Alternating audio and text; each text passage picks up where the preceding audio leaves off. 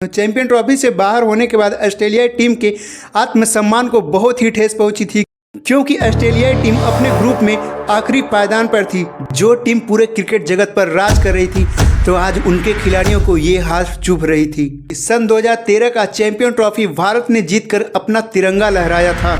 ठीक champion trophy के 3 महीने के बाद ऑस्ट्रेलिया की टीम भारत के धरती पर 7 मैचों की एक दिवसीय सीरीज और 1 मैचों की T20 सीरीज खेलने भारत की धरती पर कदम रख चुकी थी।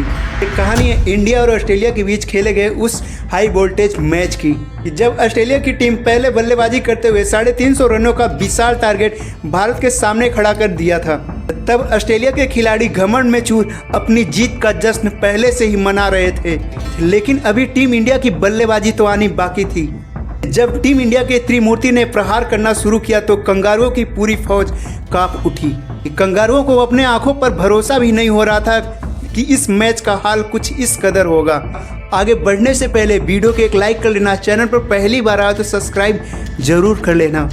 कहानी शुरू होती है सन 2013 में। कंगारुओं की टीम 7 मैचों की वनडे सीरीज खेलने भारत दौरे पर आई हुई थी।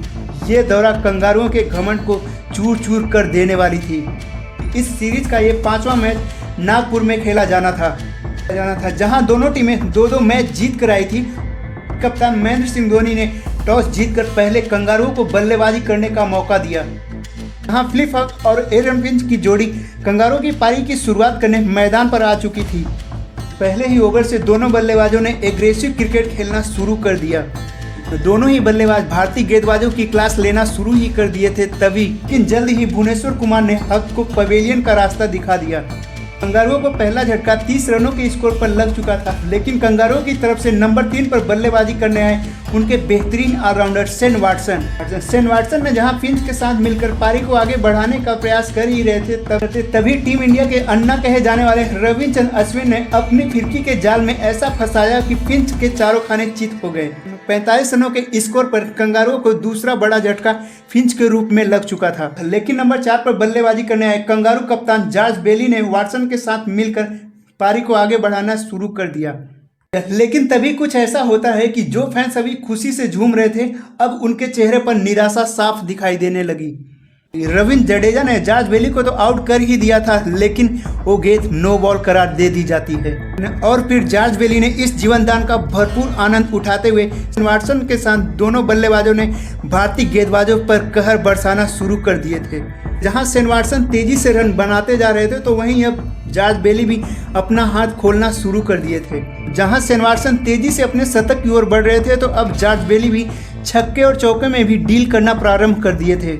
देखते ही देखते शेन वाटसन ने अपना शतक भी पूरा कर लिया। शेन वाटसन ने यह शतक 93 गेंदों में 102 रनों की शानदार पारी खेल डाली थी, लेकिन इसी बीच मोहम्मद शमी की अगली गेंद शेन वाटसन को चारों खाने चित कर गई। कंगारू टीम को 213 रनों के स्कोर पर यह तीसरा बड़ा झटका लग चुका था, लेकिन इसी बीच कंगारू टीम के सबसे खूंखार खिलाड़ी का मैदान पर आगमन होता है, जो कि 15 से 20 गेंद खेल ले तो किसी भी टीम के गेंदबाजी क्रम को उधेड़ कर रख सकता था। जॉर्ज बेली का स्थान देने ग्लेन मैक्सवेल मैदान पर आ चुके थे। मैक्सवेल ने आते ही अपना रौद्र रूप दिखाना शुरू कर दिया, लेकिन अश्विन की गेंद पर वो भी कैच आउट होकर पवेलियन का रास्ता पकड़ लिए थे। लेकिन दूसरी ओर जॉर्ज बेली आज रुकने का नाम ही नहीं ले रहे थे। जॉर्ज बेली ने 114 गेंदों में 156 रनों की बेहतरीन पारी खेल डाली थी, जिसके बदौलत कंगारुओं की टीम ने 50 ओवर की समाप्ति के बाद 350 रनों का टारगेट भारत के सामने खड़ा कर दिया था।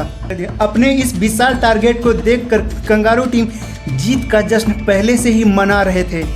350 रनों का लक्ष्य का पीछा करना आसान तो नहीं होने वाला था, लेकिन टीम इंडिया ने इस चुनौती को स्वीकार करते हुए रोहित शर्मा के साथ शेखर धवन मैदान पर आ चुके थे, लेकिन टीम इंडिया के हिटमैन कहे जाने वाले रोहित शर्मा ने पारी की पहली गेंद को बाउंड्री लाइन के बाहर भेज दिया और अपने इरादे को साफ जाहिर कर दिया। रोहित शर्मा और शेखर धवन ने भारतीय टीम को तो अच्छी शुरुआत दिला दिए थे, लेकिन अभी भी भारतीय टीम इस लक्ष्य से कोसों दूर थी।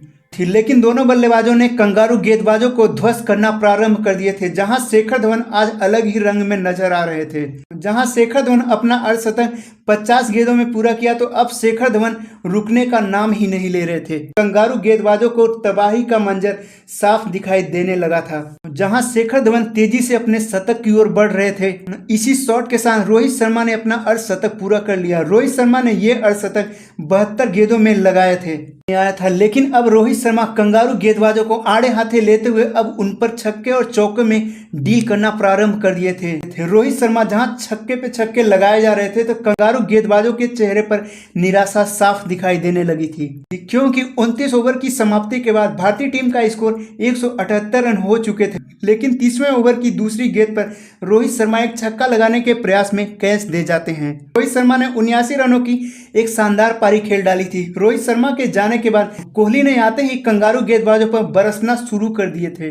इसी बीच एरन फिंच की अगली गेंद को विराट कोहली ने कदमों का इस्तेमाल कर गेंद को बाउंड्री लाइन के बाहर 4 रनों के लिए भेज दिया। विराट कोहली आज चौके पे चौके लगाए जा रहे थे तो दूसरी तरफ कंगारू गेंदबाजों के चेहरे पर निराशा साफ दिखाई देने लगी थी। इसी बीच अगली गेंद पर विराट कोहली ने गेंद को उठाकर मारा और गेंद गई सीधा 6 रनों के लिए। कंगारू कप्तान के पास विराट का कोई भी जवाब नहीं था। विराट आज इस तरह से कहर बरसा रहे थे कि कंगारू गेंदबाज अपने आंखों पर विश्वास भी नहीं कर पा रहे थे। भारतीय फैंस जश्न मना रहे थे और शेखर धवन भी 98 के स्कोर पर पहुंच गए थे। इसी बीच फॉकनर की अगली गेंद को शेखर धवन ने 2 रनों के लिए मारा और शेखर धवन भागकर 2 रन ले लिए। शेखर धवन ने अपना शतक पूरा कर लिया था, लेकिन फॉकनर की अगली गेंद पर शेखर धवन चारों खाने चित होकर पवेलियन वापस लौट रहे थे। अभी भी भारत को जीतने के लिए 87 गेंदों में 120 रनों की जरूरत थी। विराट का साथ देने मैदान पर सुरेश रैना आ चुके थे। दूसरी ओर विराट अपने क्लास दिखा रहे थे और देखते ही देखते विराट अपने अर्धशतक की ओर बढ़ते जा रहे थे और इसी शॉट के साथ विराट ने अपना अर्धशतक भी पूरा कर लिया। विराट अपना अर्धशतक पूरा करने के बाद विराट जैसे और भी खूंखार बन गए। कंगारू गेंदबाजों का घमंड अब चूर चूर कर रहे थे। विराट अब तेजी से रन बना रहे थे तो दूसरी ओर सुरेश रैना 16 रनों के स्कोर पर पवेलियन वापस लौट रहे थे। भारत के लिए मुसीबत तो तब आती है जब जॉनसन ने युवराज सिंह को बिना खाता खोले पवेलियन का रास्ता दिखा दिया था।